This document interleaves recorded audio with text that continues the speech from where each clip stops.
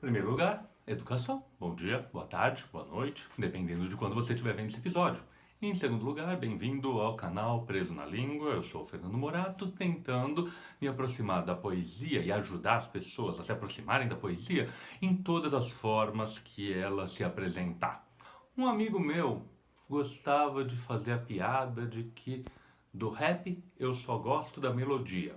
E ria, com os preconceitos típicos que existem ao redor de qualquer manifestação que não venha de certo lugar social, porque é evidente que o foco do rap é outro. A concepção de música e a concepção de melodia é completamente diferente. Então, o que a gente tem que fazer não é focar naquilo que não é o importante. A gente tem que focar naquilo que é importante. E pro rap, nitidamente o importante é o texto. Agora, ele é poesia ou não é poesia? Só tem um jeito de saber. Vamos olhar para ela? Olha pra poesia. Olha pra poesia. Olha pra poesia. Olha pra poesia. Olha pra poesia. Olha pra poesia. Olha pra poesia. Olha pra poesia.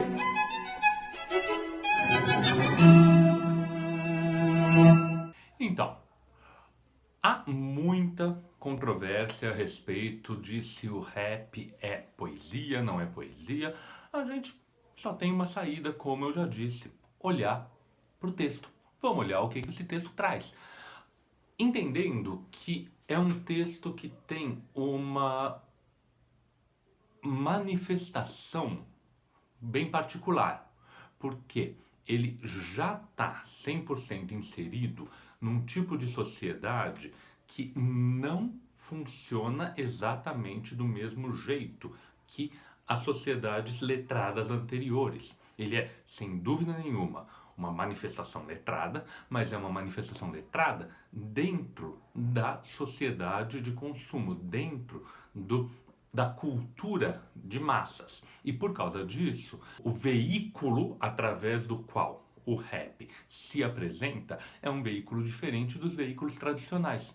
Desse ponto de vista, ele até se aproxima um pouco das manifestações literárias do período colonial brasileiro, que eram muito menos escritas e muito mais performadas, eram mais performáticas. As apresentações eram o grande espaço onde aparecia a poesia no mundo colonial de língua portuguesa. Isso dito, a gente precisa se aproximar de um texto em rap, entendendo que ele tem uma dimensão, que é a dimensão escrita, e uma dimensão, que é a dimensão sonora. Aquilo que o meu amigo brincava que era a melodia, na verdade, ela tem um impacto bastante forte. Por isso, ao invés de eu recitar o poema que me interessa aqui, eu vou deixar para que a própria performance recite. 60% dos jovens de periferia sem antecedentes criminais já sofreram violência policial. A cada 4 pessoas mortas pela polícia, 3 são negras. Nas universidades brasileiras, apenas 2% dos alunos são negros. A cada 4 horas, um jovem negro morre violentamente em São Paulo. Aqui quem fala é Primo Preto, mais um sobrevivente. Mas quem sou eu pra falar de quem cheira ou quem fuma? Nem dá, nunca te dei porra nenhuma. Você fuma o que vem, entope o nariz, bebe tudo que vem, passa o diabo feliz. Você vai terminar tipo outro mano lá, que era um preto tipo A. Ninguém entrava numa, maior estilo de calça Calvin Klein, tênis espuma. Do jeito humilde de ser, no trampo e no rolê. Curtia um funk, jogava uma bola, buscava a preta dele no portão da escola. O exemplo pra nós, uma moral, mó ibope. Mas começou a colar com os branquinhos do shopping. Aí já. E mano, outra vida, outro pique. Só mina de elite, balada, vários drinks. Puta tipo tique, toda aquela porra. Sexo sem limite, Sodoma e Gomorra. Faz uns 9 anos, tem uns 15 dias atrás eu vi o mano. Cê tem que ver pedindo cigarro, com tiozinho no ponto. Dente tudo zoado, bolso sem nenhum ponto. O cara cheira mal, a tia sente medo. Muito louco de sei lá o que. Logo cedo, agora não oferece mais perigo. Viciado, doente, fugido. E objetivo. Esse é um texto que foi transformado em poesia.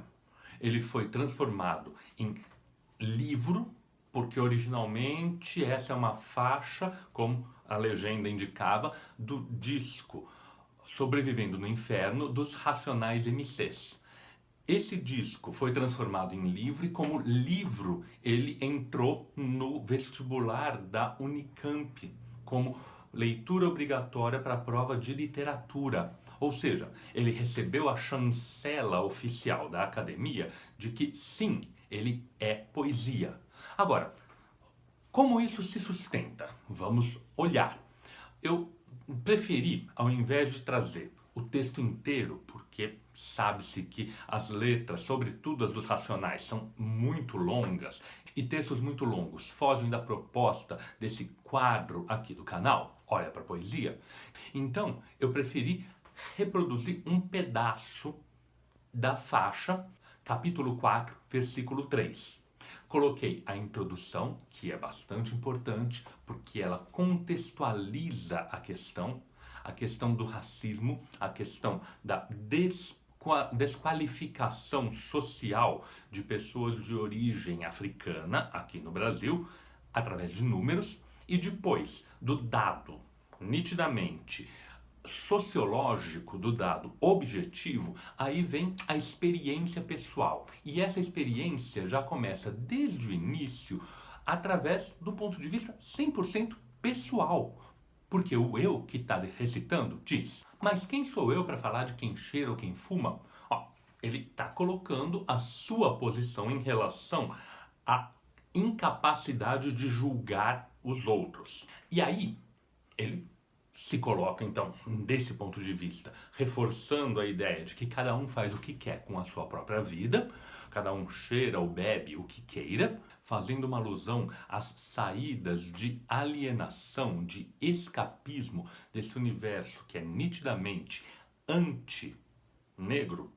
E aí comenta um caso específico desse negro tipo A, que é valorizado tanto pela questão social, que é marcada através de elementos de consumo, o tênis Puma, a calça Calvin Klein, sobre algumas alternativas de entretenimento, como o funk, por uma questão de relacionamentos, por ir buscar a preta dele na escola. Veja, está se construindo toda uma imagem de quem é esse preto tipo A, que era uma pessoa bem-sucedida dentro da comunidade, até que ele começou a colar com os branquinhos do shopping. E nesse ponto a performance é fundamental, porque não adianta a gente ler no livro o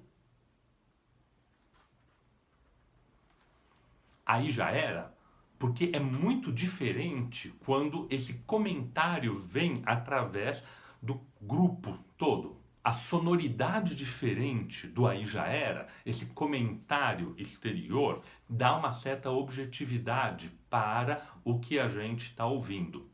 E aí ele descreve qual é a natureza desse contato e como esse preto tipo A agora está no lugar ao qual ele não pertence, ou seja, ele cruzou a barreira social, porque é os branquinhos do shopping.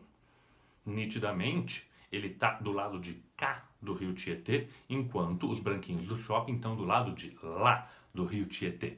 Essa fronteira geográfica que separa a zona sul de São Paulo da zona da periferia é muito marcada aqui, mas não como um marcador geográfico, e sim como um marcador social, porque é isso, são os branquinhos do shopping.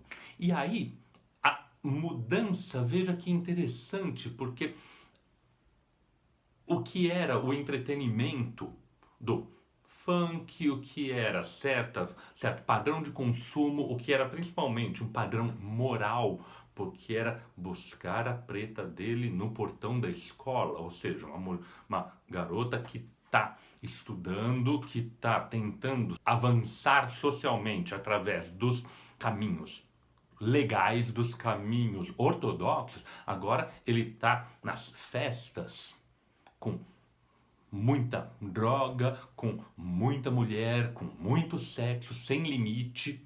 Veja, é uma diferença essa relação de cuidado, ir buscar a preta no portão da escola, e o sexo sem limite, que inclusive é associado com uma imagem religiosa, Sodoma e Gomorra. As imagens religiosas perpassam todo esse texto, desde o título, capítulo 4, versículo 3, porque é nitidamente uma alusão à maneira como se dividem os livros bíblicos, ou mais precisamente aqui os evangelhos. Ele está falando bastante da questão de Cristo e da questão da decadência. É quase uma parábola essa história. Então, Sodoma e Gomorra é o lado errado, ou seja, o lado de lá, aquele que é o lado da perdição, é Sodoma e Gomorra, o lado socialmente errado, onde o preto não tem lugar para estar, está aqui representado e está aqui associado a toda essa decadência de origem religiosa. E aí a quebra temporal, porque isso faz 9 anos e, recentemente, eu vi o cara na rua.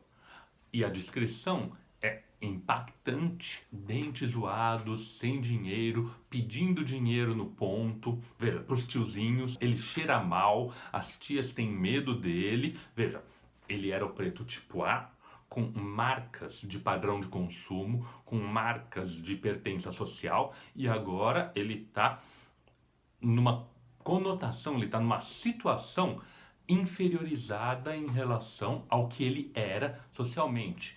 E aí vem as 4 palavras finais desse trecho que eu escolhi para falar com vocês, que são viciado, doente, fudido, inofensivo. Essa gradação que foi apresentada aqui é muito interessante, porque ela amplifica o que era a diferença entre o primeiro momento da apresentação dessa personagem e o segundo momento. No primeiro momento, o preto tipo A. No segundo momento, o preto destruído.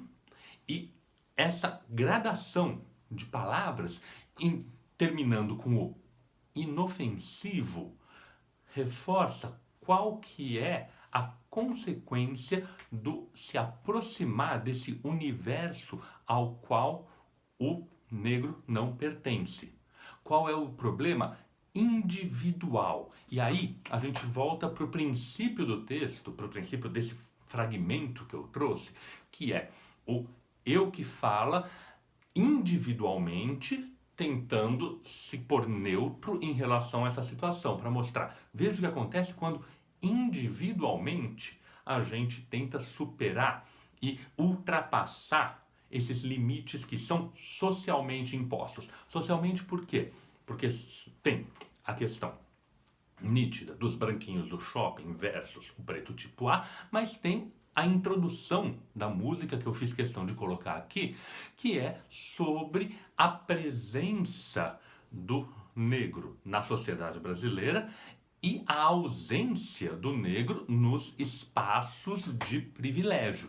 Então, quando a coisa é feita exclusivamente do ponto de vista individual, o que acontece é essa figura que não pertence tem que ser anulada, tem que ser anestesiada. Ela não pode mais ultrapassar esse limite. E aí, depois de ter passado por toda essa leitura aqui, o ponto fundamental é que todo esse discurso, que é um discurso político, foi feito através de quê? Através da construção de uma imagem de uma personagem, ou seja, foi através das palavras. Então, a gente conclui, vendo tudo isso, que a construção literária tem uma força, um impacto e uma persuasão, para a gente usar termos retóricos e interessantes, mas tem uma eficiência do ponto de vista da expressão, que é 100% literária. Isso é grande literatura. Não importa onde ela apareça. Não é o fato de estar dentro de um veículo socialmente prestigiado, como é o livro, ou de estar num veículo socialmente desprestigiado, que é o show ou o CD, que vai fazer com que ela seja mais ou menos literatura. Partindo do pressuposto que orienta as nossas intervenções aqui no canal, que é olha para a poesia. Quando a gente olha para a poesia, a gente reconhece todos esses elementos postos em movimento, todo esse mecanismo verbal posto em movimento e sendo extremamente eficiente para criar a imagem que vai ser a mais persuasiva de onde a gente deve se colocar para ultrapassar essa questão pessoal. Eu não vou julgar o que cada um faz com o outro, mas eu trago um exemplo que ratifica aquela desigualdade que foi apresentada no início da música. É uma coisa bastante bem feita. Você concorda com isso? Você acha que é possível reconhecer essas coisas todas? Vamos olhar de novo para a poesia.